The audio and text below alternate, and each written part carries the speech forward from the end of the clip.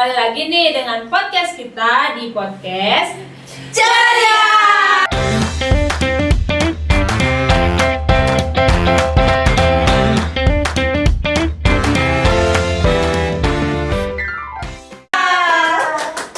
Nah, kembali lagi nih dengan aku Nova sebagai moderator kita pada podcast kali ini, yang dimana podcast kita kali ini itu membahas mengenai toleransi antar agama nih.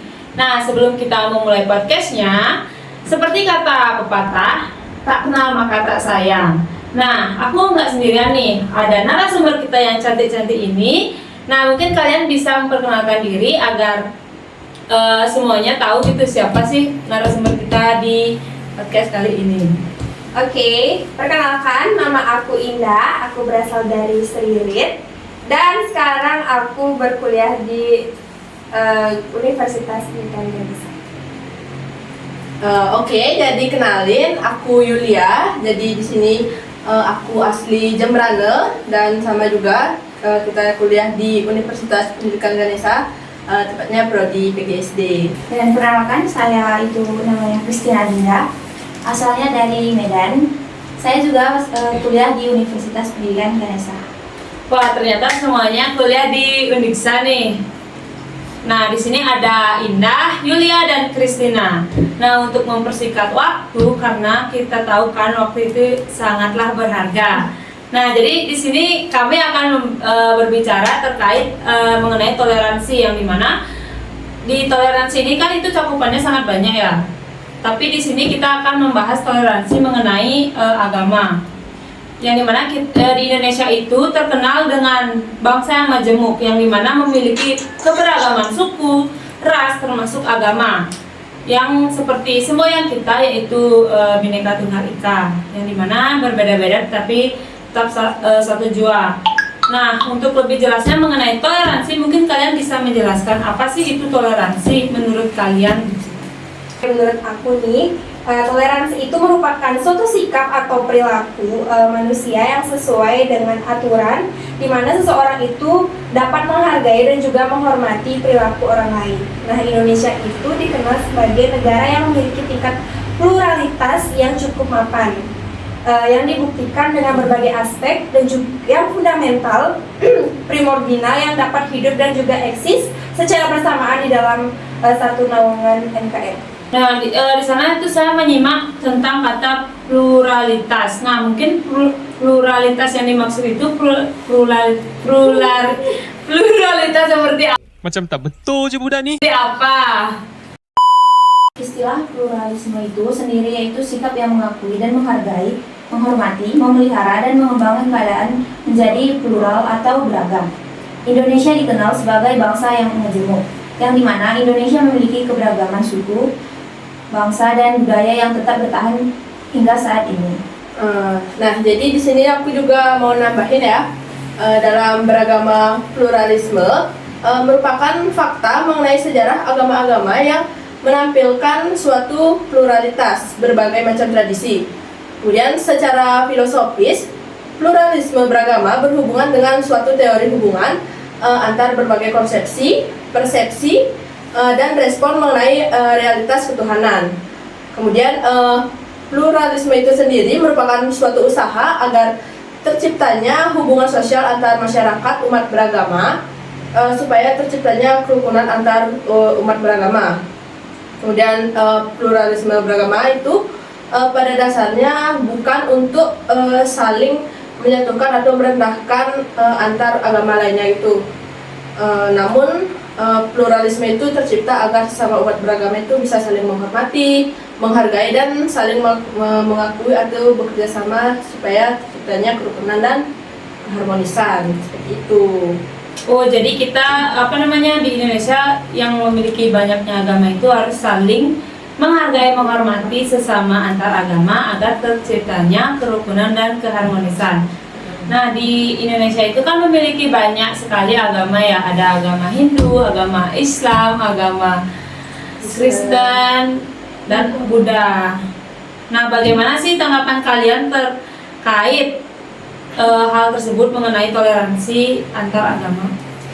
Nah, di era yang modern saat ini itu paradigma globalisasi sangat mempengaruhi sifat dan juga karakteristik manusia, terutama pengaruh dari paham-paham negara barat. Nah, di beberapa negara barat itu kesadaran akan toleransi antar umat beragama itu masih jarang dijumpai.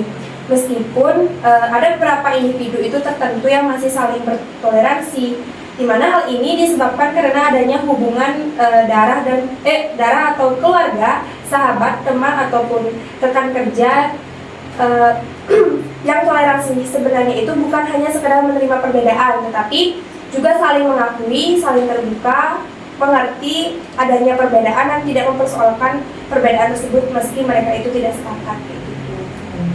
Nah, jadi di sini aku juga mau nambahin bahwa toleransi antar umat beragama itu juga merupakan suatu mekanisme sosial yang dilakukan manusia dalam menyikapi masalah keragaman dan pluralitas agama. Yang dimana toleransi beragama merupakan toleransi yang mencakup masalah-masalah keyakinan dalam diri manusia yang berhubungan dengan kaidah atau ketuhanan yang diyakini umat beragama. Kemudian setiap orang itu harus diberikan kebebasan untuk meyakini atau memeluk agama yang dipilihnya, sehingga memberikan penghormatan atas pelaksanaan ajaran-ajaran yang dianut atau diyakini oleh mereka. Oh, jadi seperti itu. Nah, dalam toleransi antar agama ini pastikan ada beberapa faktor yang mempengaruhi manusia itu bisa bertoleransi dengan baik gitu. Mungkin kalian bisa berbagi terkait faktor apa saja sih yang mempengaruhi hal tersebut? Nah, jadi terdapat beberapa faktor. Faktor pertama yaitu kultural teologis, di mana menurut teori ini sejauh mana masyarakat berkembang secara ekonomi yang mempengaruhi adanya nilai-nilai yang dipercayai atau diyakini oleh umat beragama.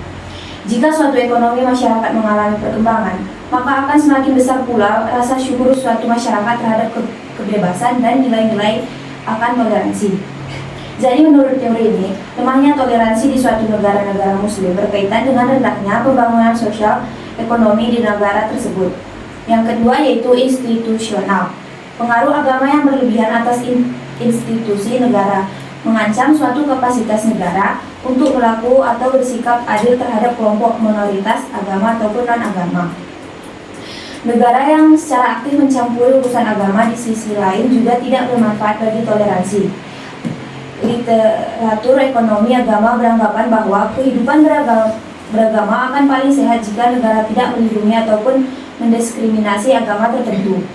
Dengan adanya hal tersebut, agama bersaing untuk menyebarkan agama dan berinteraksi dengan bebas antara satu dengan yang lain. Suatu negara harus bersifat netral dan tidak boleh memihak pihak manapun. Yang ketiga yaitu psikologis. Psikologis merupakan salah satu faktor yang mempengaruhi terjadinya toleransi. Faktor psikologis mempunyai 3 variabel yang mempengaruhi toleransi. Variabel yang pertama berkaitan dengan kapasitas kognitif seperti pendidikan dan kecerdasan politik. Semakin tinggi pendidikan dan kecerdasan politik seseorang, maka akan semakin toleran terhadap perbedaan yang ada. Yang kedua, persepsi ancaman. Alasannya karena ditoleransi dapat dianggap sebagai bentuk pertahanan diri sendiri ataupun kelompok dari ancaman yang ditimbulkan dari kelompok lain. Yang ketiga yaitu berkaitan dengan predisposisi kepribadian. Seseorang dengan predisposisi cenderung menyesuaikan diri dengan norma sosial. Wah, saya baru tahu juga nih ternyata toleransi itu memiliki beberapa faktor seperti yang sudah dijelaskan. Ada faktor kultural,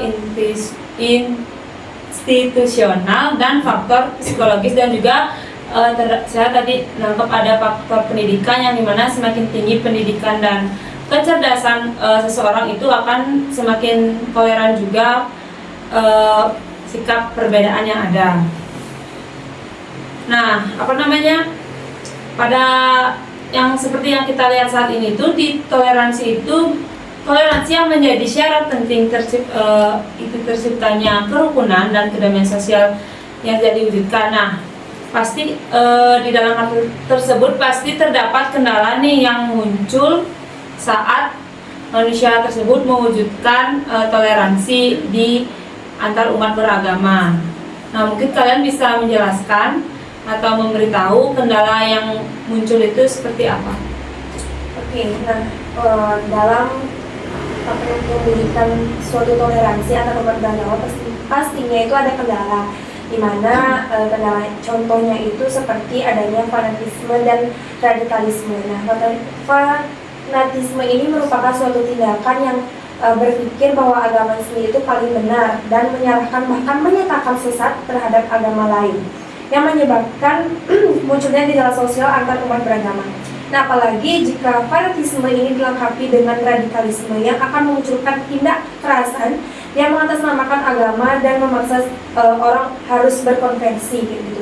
Nah, fanatisme dan radikalisme ini sebenarnya tidak hanya terjadi dalam hubungan antar umat beragama, tetapi justru lebih sering terjadi dalam umat satu agama. Nah, di mana mereka itu saling menyalahkan yang antara satu dengan yang lainnya itu karena berbeda pendapat, dan bahkan mereka sampai menilai dan memandang sesat, fasik, kafir dan juga sebagainya terhadap saudara seagama mereka. Contoh lainnya itu ada penyebaran suatu agama kepada umat agama lain. Nah, dalam sesuai ahlinya itu agama itu dibedakan menjadi dua, yaitu agama misi dan non-misi, di mana agama misi ini meyakini dan mengemban keharusan untuk mengembangkan ajaran agama ke seluruh manusia yang digolongkan menjadi dua agama yang besar, yaitu agama Kristen dengan gerakannya yang misionaris dan agama Islam yang dengan gerakannya itu dakwahnya. Nah, sedangkan agama non-misi itu merupakan penyebaran agama yang tidak dianggap wajib, di mana mereka pasif dan tidak ada keharusan untuk mengajak orang lain terhadap agamanya, seperti agama Yahudi, Hindu, dan juga Buddha.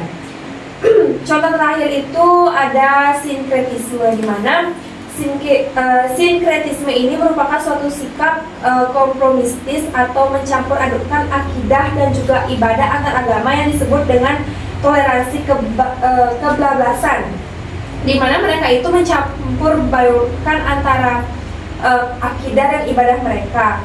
Nah, toleransi kebablasan ini justru sangat berpotensi menimbulkan masalah yang kontroversial dan juga rawan berujung terjadinya konflik internal begitu. Nah, sikap dan perilaku sinkretis dapat menjadi kendala toleransi intern dan antar umat beragama. Nah, toleransi ini dikatakan benar jika sikap yang tengah rasa dan empati agar terciptanya kerukunan tanpa merusak akidah suatu agama. Wah, ternyata banyak sekali ya kendala yang dihadapi di toleransi beragama ini. Yang paling sering itu fanatisme, yang dimana berpikir bahwa agamanya itu paling benar dan menyalahkan agama lain, yang menyebabkan munculnya gejala dan konflik di suatu umat beragama. Nah, seperti hal tersebut di zaman sekarang ini pasti kan muncul tuh isu-isu terkait dengan toleransi beragama yang seringkali membuat konflik di dalam konteks keagamaan. Nah, Indonesia sendiri yang merupakan negara yang memiliki beberapa agama itu atau yang disebut dengan megakultural diversity, yang menjadikan Indonesia salah satu negara yang sangat rentan terhadap konflik, apalagi di konflik tentang agama yang merupakan pembicaraan yang paling sensitif. Nah, mungkin kalian bisa nih memberikan isu-isu terkait dengan konflik antar agama yang kalian temui di kehidupan kalian sehari-hari. Oke, mungkin di sini aku bakal ngejelasin beberapa isu yang sering kali kita jumpai ya di kehidupan. Misalnya itu pada upacara keagamaan yang dilakukan oleh umat Kristen atau Katolik itu kadang-kadang sering dibubarkan karena penolakan dari masyarakat sekitar yang mayoritas Muslim. Meskipun kegiatan tersebut telah mendapatkan izin resmi, dampak yang diakibatkan dari pembubaran upacara keagamaan tidak hanya menciptakan ketegangan antar umat beragama, tetapi juga mengganggu stabilitas sosial. Kemudian selain itu, pengaruh ekonomi dan sosial, banyak konflik yang muncul bahkan semata-mata karena perbedaan agama, namun dipicu juga karena faktor ekonomi sosial yang tidak adil. Kemudian toleransi antar agama menciptakan stabilitas sosial yang mendukung iklim investasi yang baik. investor cenderung lebih tertarik untuk menanamkan modal di daerah yang memiliki kerukunan antar umat beragama. Dan mana ketika masyarakat itu hidup rukun tanpa konflik agama, produktivitas kerja cenderung meningkat. Orang dapat fokus pada pekerjaan tanpa terganggu oleh ketegangan sosial ataupun daerah yang terkenal dengan toleransi. Kemudian dalam pengurus sosial, toleransi beragama menciptakan masyarakat yang harmonis, yang dimana orang dari berbagai latar belakang agama dapat hidup berdampingan dengan damai. Kemudian lingkungan yang toleran juga mendukung pertukaran ide dan pengetahuan antar kelompok agama yang dapat meningkatkan kualitas pendidikan secara keseluruhan. Nah, selain penjelasan yang tadi udah dijelasin, isu yang sudah dijelasin sama Yulia, ada juga terdapat isu politik identitas dan juga polarisasi, yang dimana politik identitas ini sering dimanfaatkan sentimen agama untuk meraih dukungan. Nah, ini memperburuk polarisasi dan menimbulkan keretakan dalam masyarakat karena agama dijadikan alat politik untuk memisahkan kelompok tertentu. Nah, dampak dalam kehidupan ini di mana polarisasi berbasis agama dalam politik dapat memecah belah masyarakat yang menciptakan ketegangan antar pemeluk agama dan juga dapat melemahkan persatuan nasional. Nah, hal ini juga dapat berdampak jangka panjang pada kohesi sosial di masyarakat multikultural.